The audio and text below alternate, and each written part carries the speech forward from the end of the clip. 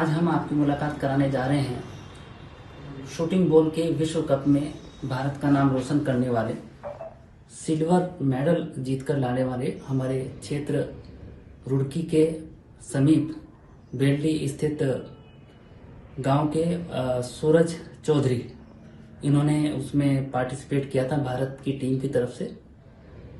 10 खिलाड़ियों में सूरज चौधरी भी शामिल थे और हमारे ही क्षेत्र के एक दूसरा युवा खिलाड़ी नवनीत कुमार भी इस टीम में शामिल थे।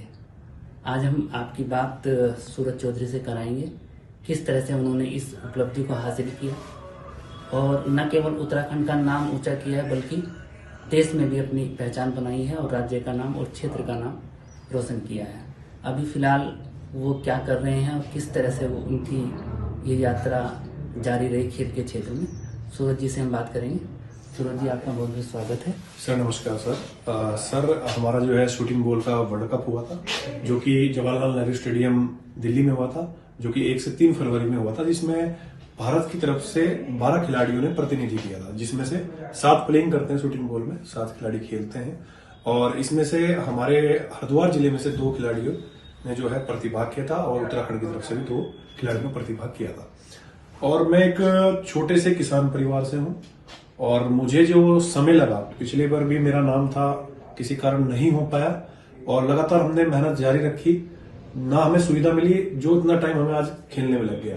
तो बस यही था कि आगे कुछ करना है, देश के लिए करना है, अपने स्टेट के लिए करना है, अपने जिले के लिए करना है। और तब जाके हम वहां पर जब फाइनल में हम बीट हुए कनाडा से, 2 पॉइंट से हम चूक गए, नहीं तो हमारा उसमें जो है गोल्ड होता। पर हमें गर्व है कि हम अपने उत्तराखंड के लिए खेले और अपने देश के लिए खेले और देश के लिए हम चाहते हैं कि हर बार हम कोशिश करें कि हम अपने देश के लिए खेलें। जी सूरज जी, आपने ये जो खेल जो है प्रारंभ अपने किस उम्र में ये खेलना शुरू किया था और कैसे आपकी ये इच्छा हुई कि मुझे इस खेल में, इस क्षेत्र में जाना है? देखिए 2017 से मैंने खेल खेलना स्टार्ट किया था और 2017 से लगातार मैं अपनी नेशनल चैंपियनशिप खेला हूँ। और मुझे बहुत, अगर मेरे पास स्पोर्ट्स में गवर्नमेंट की सपोर्ट होती तो मैं बहुत आगे तक और भी जा सकता था, कहीं जितनी इंटरनेशनल इवेंट हुए उसमें भी जा सकता था। पर आर्थिक स्थिति इतनी नहीं थी कि जो मैं और आगे तक चला जाऊं, क्योंकि फादर किसान है और आपको पता ही है किसान के पास इतने संसाधन नहीं होते हैं। पर सुबह उठना, सुबह रेस करनी, कई सारी हमारी एक्टिविटी होती है वो भी बहुत सारी करनी, उसके साथ साथ स्कूल में जॉब जहां पे मैं कर रहा हूँ वहां पर भी करनी, बच्चों को भी तैयार करना, अपने आप भी प्रैक्टिस करनी, सब स्वयं अकेले ने की है। जी, तो जो अभी आप जो जॉब कर रहे हैं वो किस पोस्ट पे हैं और सरकारी में है कि आप प्राइवेट? देखिए मैं सर अभी प्राइवेट जॉब में हूँ और मैं दून पब्लिक स्कूल में जॉब कर रहा हूँ और मुझे वहाँ पे 13 से 14 साल हो गए हैं जहाँ पे मैं जॉब कर रहा हूँ और काफी सपोर्ट मिलती है स्कूल की, क्योंकि प्राइवेट सेक्टर में बहुत कम ऐसा देखने को मिलता है जहाँ सपोर्ट मिलती है। उन्होंने 14 साल मैंने वहाँ पे जॉब की है और अभी भी कर रहा हूँ और कभी भी एक भी दिन ऐसा नहीं लगा कि उन्होंने छुट्टी के लिए मना की हो। आप अपने स्पोर्ट्स के लिए और देश के लिए काम कीजिए और अपने राज्य के लिए काम कीजिए। तो ऐसे जो 3 प्रधानाचार्य हैं, स्कूल के डायरेक्टर, मैनेजर हैं जहीर अहमद जी, वो जिस तरह से सपोर्ट कर रहे हैं, मैं भी निवेदन करूंगा जो और भी उनके प्रशिक्षक हैं या खिलाड़ी हैं उनको सपोर्ट करना चाहिए। अगर वो प्राइवेट में पढ़ते हैं तो उन्हें सपोर्ट करना चाहिए। जी, अभी तक आपने कितने और अन्य मैचेस में कुछ मेडल जीते हैं?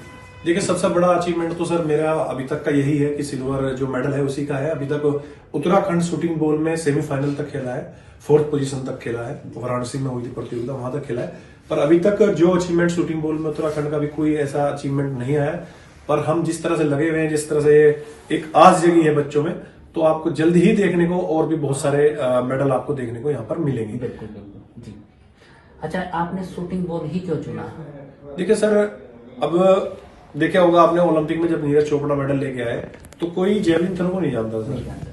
तो हमें गेम ऐसा चुनना चाहिए जिसमें हम अपना करियर बना सके। तो मैंने भी वही सोचा कि क्यों ना हम एक डिफरेंट गेम चूज करेंगे जिसमें देश का नाम रोशन कर सके, क्योंकि कंपटीशन इतने हैं। आप देखिए आज के टाइम में खो खो हो, वॉलीबॉल हो, बास्केटबॉल हो, क्रिकेट हो, इनमें बहुत ज्यादा कंपटीशन है। तो हमें ऐसा गेम अपने बच्चों को सिखाना चाहिए जिसमें, जो कि भारत सरकार से मान्यता प्राप्त हो। सबसे बड़ी बात है कि मिनिस्ट्री से मान्यता प्राप्त हो, उसी गेम में हम अपने बच्चों का फ्यूचर आगे बनाए। अन्यथा बहुत सारे गेम होते हैं उसमें फ्यूचर नहीं बन पाता है। जो भारत से जो 65 गेम मान्यता प्राप्त है उन्हीं में अपने बच्चों का करियर बनाए। बहुत अच्छी बात आपने बताई युवाओं के लिए। तो अब आप क्या युवाओं को सजेस्ट करेंगे कि जैसे शूटिंग बॉल आपने बताया ये भी एक चैलेंज रहा होगा आपके लिए शुरुआत में, तो अब आपने इसमें उपलब्धि हासिल की है, तो इसके अलावा और कौन से गेम ऐसे ऐसे जो प्रचलित गेम है, जैसे क्रिकेट में ज़्यादातर युवा जाते हैं, तो शूटिंग बॉल के अलावा भी आप क्या नंबर 2 या 3 मानते हैं कि उसमें भी युवा अपनी किस्मत आजमा सकें? देखिए गेम बहुत सारे हैं सर, 65 लिस्ट है मिनिस्ट्री की, अलग अलग गेम है वॉलीबॉल के अलावा भी, जो ओलंपिक से है, कुछ मिनिस्ट्री से मान्यता प्राप्त है, 30 ओलंपिक से है, बाकी 30 मिनिस्ट्री से मान्यता प्राप्त है। तो मैं यही कहूंगा कि जितने भी पेरेंट्स हैं, जितने भी युवा हैं, एक तो जहां आप अपने बच्चों को खिला रहे हैं वहां पर भारत सरकार से वो मान्यता प्राप्त गेम है या नहीं है, हमें वो चेक करना है, क्योंकि आज के टाइम में बच्चों को एक सही मार्गदर्शन नहीं मिल पाता।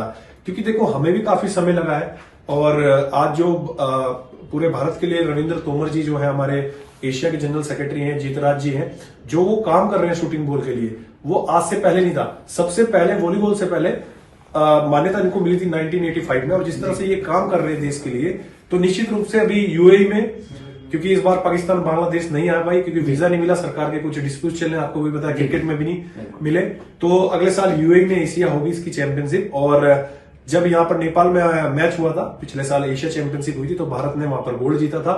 और जब पाकिस्तान की टीम वहां पर पहुंची तो वहां के जो लोगों का रिएक्शन था वो बड़ा देखने लायक था। आज भी वो फोन करते रहते हैं, कॉल करते हैं कि सर दोबारा कब आप लोगों से मुलाकात होगी और इस बार हम जीतेंगे।